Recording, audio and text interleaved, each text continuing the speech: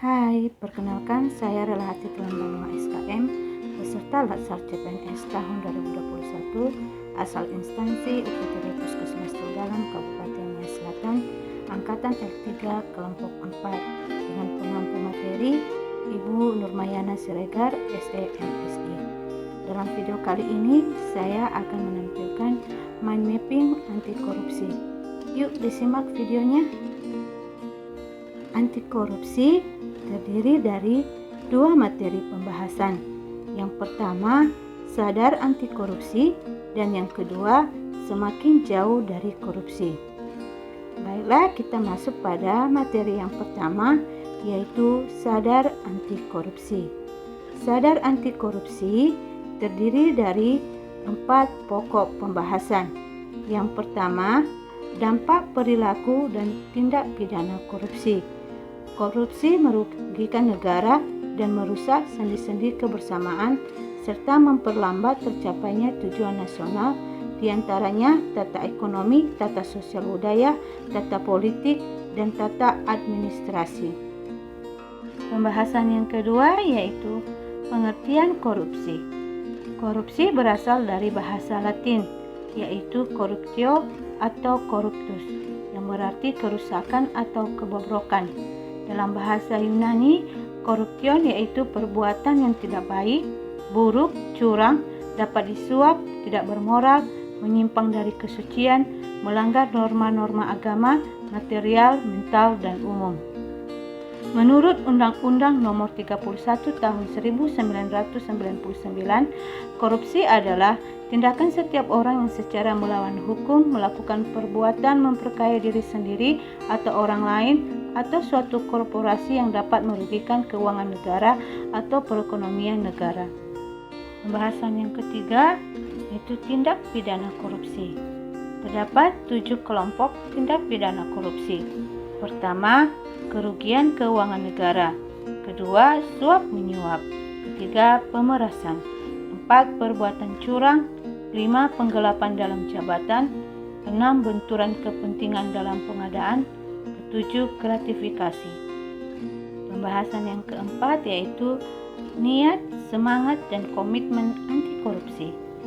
Kesadaran diri anti korupsi yang dibangun melalui pendekatan spiritual dengan selalu ingat akan tujuan keberadaannya sebagai manusia di muka bumi dan selalu ingat bahwa seluruh ruang dan waktu kehidupannya harus dipertanggungjawabkan dapat menjadi benteng kuat untuk anti korupsi. Sekarang kita masuk pada materi yang kedua, yaitu semakin jauh dari korupsi. Terbagi dari 2 pokok pembahasan, yang pertama tunas integritas dan yang kedua bangun sistem integritas. Kita masuk pada pembahasan yang pertama, yaitu tunas integritas. Pembahasan ini terbagi menjadi 4 pokok pembahasan. Yang pertama adalah konsep tunas integritas. Tunas integritas merupakan terjemahan dari konsep yang berprinsip bahwa manusia sebagai faktor kunci perubahan dan pendekatan yang seutuhnya terkait manusia sebagai makhluk dengan aspek jasmani dan rohani serta makhluk sosial yang harus berinteraksi dengan lingkungannya. Maka pembangunan integritas perlu dimulai dari upaya membangun integritas individu yang selaras dengan integritas organisasi dan bangsa. Kedua, identifikasi nilai dasar anti korupsi. Ada 9 nilai anti korupsi. Yang pertama, jujur. Kedua, peduli. 3, mandiri. 4, disiplin. 5, tanggung jawab. 6, kerja keras.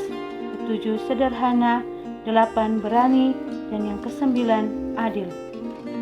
Yang ketiga yaitu penyelarasan nilai organisasi dan nilai anti korupsi. Pentingnya penyelarasan nilai organisasi dan nilai anti korupsi yaitu untuk memastikan bahwa para pegawai yang mengusung integritas atau anti korupsi mendapatkan payung yang tepat di dalam organisasinya. Pembahasan yang keempat yaitu penanaman nilai dan integritas. Integritas sebagai suatu proses sosial yang ditunjukkan untuk mengatasi korupsi di Indonesia. Dengan demikian, salah satu upaya perubahannya dapat dilakukan melalui 3 proses, yaitu pertama kesediaan, kedua identifikasi, dan yang ketiga internalisasi. Sekarang kita masuk pada pokok pembahasan kedua, yaitu bangun sistem integritas yang terdiri dari 3 pokok pembahasan. Yang pertama, reframing culture. Maksudnya adalah unsur-unsur yang membentuk kolusi, baik perilaku, ucapan, emosi, maupun pikiran, atau kita sebut sebagai konten, dilakukan perubahan atau dikembalikan orientasinya menjadi gotong royong yang sebelumnya telah menjadi budaya yang sangat kuat di masyarakat Indonesia. Yang kedua adalah sharing of integrity. Sharing of integrity merupakan upaya untuk menanamkan pengaruh integritas pada bawah sadar hingga dapat membentuk perilaku, kebiasaan, dan budaya integritas. Yang ketiga adalah sistem integritas organisasi. Sistem integritas organisasi terdiri dari 4 komponen. Yang pertama, leadership risk. Yang kedua, pengendalian dan penyelarasan organisasi. Yang ketiga, komponen sistem integritas. Yang keempat, kematangan praktek sistem integritas. Poin yang pertama yaitu leadership risk. Dengan pimpinan yang berintegritas tinggi, maka kita sebagai pendatang baru di organisasi tidak akan terkena penyebab korupsi karena tekanan. Seringkali korupsi terjadi atau dilakukan karena tekanan dari mereka yang memiliki kekuasaan yang lebih besar.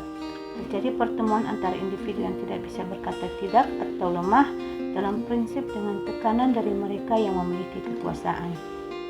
Poin yang kedua yaitu pengendalian dan penyelarasan organisasi. Sistem integritas dimulai dengan terciptanya iklim etika yang kuat, yaitu kondisi organisasi yang mana kode etikanya telah terinternalisasi dengan kuat pada individu, sehingga penyelarasan dan pengendalian organisasi dapat dijalankan dengan baik. Tujuan organisasi maupun pribadi tercapai dengan cara-cara yang bermoral atau berakhlak. Poin yang ketiga yaitu komponen sistem integritas. Komponen sistem integritas terbagi menjadi 2 sistem, yaitu sistem operasional dan yang kedua sistem khusus. Poin yang keempat yaitu kematangan praktek sistem integritas. Dalam upaya memastikan organisasi mencapai tujuannya dan menjaga individu dalam organisasi, maka kematangan pelaksanaan program dilaksanakan secara optimal melalui 6 tahapan, yaitu pertama, not performance atau belum ada kinerja. Kedua, ad hoc, sementara, reaktif atau mendadak. Yang ketiga, planned, terencana dan terorganisasi dengan baik. Yang keempat, institutionalized, yang menyatu dengan sistem organisasi. Yang kelima, evaluated, telah dapat dievaluasi. Yang keenam, optimize atau dapat dioptimalkan. Sekianlah video singkat dari saya tentang mind mapping anti korupsi. Semoga dapat memberikan manfaat kepada kita semua. Terima kasih, ya Ahobu.